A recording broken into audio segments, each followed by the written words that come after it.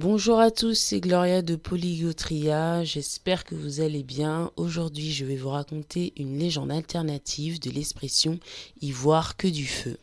C'est parti pour le générique.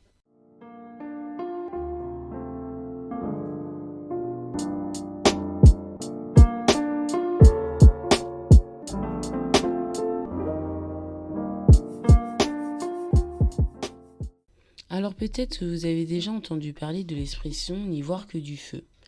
Cette expression signifie en français ne s'apercevoir de rien, ne rien comprendre dans une affaire, voir 36 chandelles ou ne rien comprendre à une tromperie.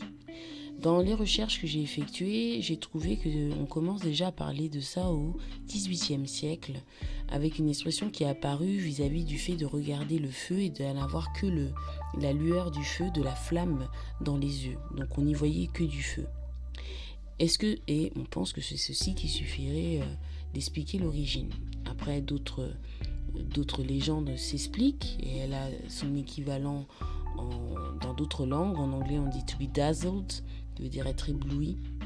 En espagnol, on dit no cazarona, qui veut dire ne rien chasser. Ou vous avez no entender ni jota, ne pas comprendre un iota. En espéranto, on dit nenion compreni, ne rien comprendre. L'expression a aussi été traduite en italien, on peut dire non capire un tubo, ne pas comprendre un tube. On l'a aussi en portugais où vous avez l'expression ficar boiando qui veut dire rester en flottant, ou encore en néerlandais verblijden, être aveuglé. Donc tout ça pour dire que la langue française n'est pas la seule à avoir une expression idiomatique pour ne pas y voir que du feu. Mais je trouvais intéressant de vous montrer une alternative que j'ai créée. Donc je vais vous raconter cette mini-légende. J'espère qu'elle va vous plaire et je vous dis à très bientôt. Il était une fois un homme dans un temps lointain qui était en train de faire la guerre contre les Arabes lors des croisades.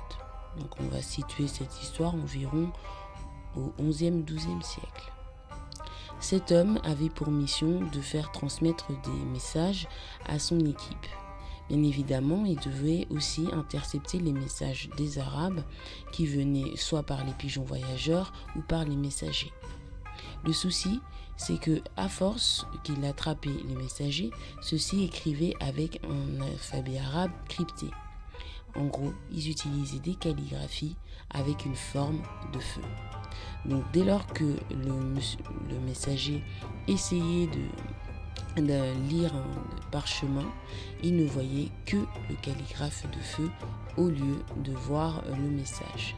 Et pour les Arabes, ce n'était pas un problème, ils savaient lire et écrire l'alphabet et il suffisait pour eux de tourner le message pour mieux comprendre les ordres qui leur étaient transmis. De cette expression-là, le chevalier s'est dit c'est simple, dès lors qu'il y a ce message, on n'y voit que du feu, nous sommes incapables de lire et de comprendre ce qui s'est passé. Donc pour moi, quand j'ai créé cette c'est très, très court, légende et mini-explication, c'était lorsque j'essayais de comprendre la version inversée des expressions idiomatiques. Je l'ai déjà dit dans certaines de mes vidéos, il est important d'essayer de comprendre d'où est-ce qu'elles viennent, quelle est l'histoire derrière et pourquoi est-ce que nous avons les expressions que nous avons. Dans ma mini-légende, je parle de la notion de calligraphie et des messages cryptés. Des messages où on voit un mot et au final, quand on zoomait, il y avait des ordres ou d'autres choses. Ce sont des histoires réelles qui ont existé, mais qui n'ont pas laissé l'expression n'y voir que du feu aussi puissamment que y voir 36 chandelles, etc. Mais c'est intéressant de voir que l'espèce humaine a toujours utilisé l'écrit, la calligraphie, le stylisme, la police d'écriture pour pouvoir faire passer des messages différemment, autrement. Et donc j'ouvrais cette parenthèse parce que bientôt on va rentrer dans les détails de certaines choses qui ont été écrites dans le passé, pas dans cette vidéo mais dans une prochaine. Et puis aussi un parallélisme avec la vidéo que j'ai fait sur les alphabets où vous voyez que d'abord on vient d'un dessin, après des hiéroglyphes et ensuite des lettres actuelles comme je l'explique très bien. Donc n'oubliez pas le pouvoir de l'écrit, n'oubliez pas que grâce à elle, on peut faire passer des messages divers et surtout laisser des fois quelques expressions qui restent à l'oral de façon ponctuelle et générationnelle. C'était tout pour cette petite vidéo. Je vous dis à très bientôt en vous souhaitant une bonne journée. Ciao ciao.